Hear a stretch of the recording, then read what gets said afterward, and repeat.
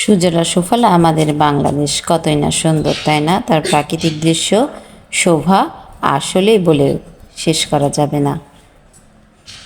সুন্দর একটি নদীর দৃশ্য, অদূরে বন জঙ্গল, সকালবেলায় আলোকিত চতুর্দিক, দেখতে অসাধারণ লাগছে।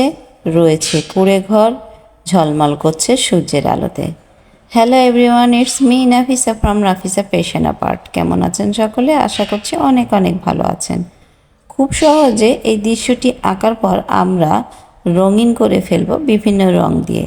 বিভিন্ন রঙের শেড যখন সংমিশ্রণ হয়, নতুন নতুন কালারের কম্বিনেশন তৈরি হয় এবং দেখতেও অসাধারণ লাগে। আজকে সহজভাবে সেই রঙগুলোকে মিশিয়ে ফেলব, যেন ছোট্ট সোনামণিরা এঁকেও তাদের কাছে খুব ভালো লাগে।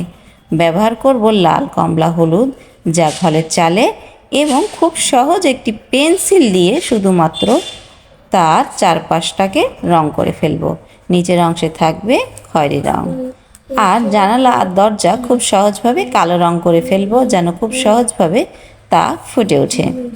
আকাশ যেহেতু আকাশি রং হয়ে থাকে, তাই সেক্ষেত্রে আকাশি রঙের ব্যবহার করব, এবং যেহেতু সূর্য উঠছে চতুর্দিকে, সেক্ষেত্রে আমরা ব্যবহার করব হলুদ, লাল আর কমলার আভা দিব, যেন দেখতে সুন্দর লাগে এবং সুন্দরভাবে সকালের অংশটি ফুটে উঠে দিচ্ছে।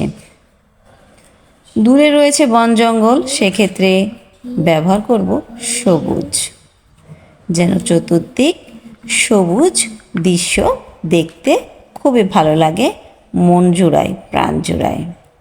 এবং নদীর যে দৃশ্যটি থাকে, সকালের দৃশ্য, অনেক শান্ত একটা পরিবেশ থাকে। দূরে বন জঙ্গলের জন্য ব্যবহার করেছি সবুজ, বিভিন্ন ধরনের সবুজ রং দিয়ে সুন্দর করে জঙ্গলটি এঁকে ফেলেছি। নদীর ক্ষেত্রে ব্যবহার করব সুন্দর আকাশি কালার, গাঢ় নীল কালার ব্যবহার করব, এবং যেহেতু একটি নৌকা বাঁধা আছে, নৌকাটি সুন্দরভাবে বাতাসে দোল খাচ্ছে, তাই কিছু ঢেউয়ের অংশও দিব সাথে। আর যেহেতু সূর্যের আলো পানিতে প্রতিফলন দেখা যায়, সেজন্য ঠিক একই রং বিপরীতভাবে আঁকবো, লাল, কমলা, হলুদ, যেন দেখতে আরও সুন্দর লাগে। সাথে রং করে ফেলবো নৌকার নিচের অংশ যেহেতু কালো হয়, সেক্ষেত্রে আমরা কালোই ব্যবহার করব, আর উপরের অংশে বিভিন্ন হলুদের রং বা লালের রং দিয়ে দেব, যেন সুন্দরভাবে নৌকাটি ফুটে ওঠে। এই তো, আর বাকি থাকবে বাড়ির উঠানটিকেও ঠিক একইভাবে রং করব, এবং যেন সুন্দরভাবে সূর্যের আলো প্রতিফলিত হচ্ছে, চতুর্দিক ঝলমল করছে, সেই জন্য সুন্দরভাবে লাল, হলুদ, কমলা রঙের ব্যবহার থাকবে। এই তো, আজ এ পর্যন্তই। সকলে ভালো থাকবেন। Thanks for watching.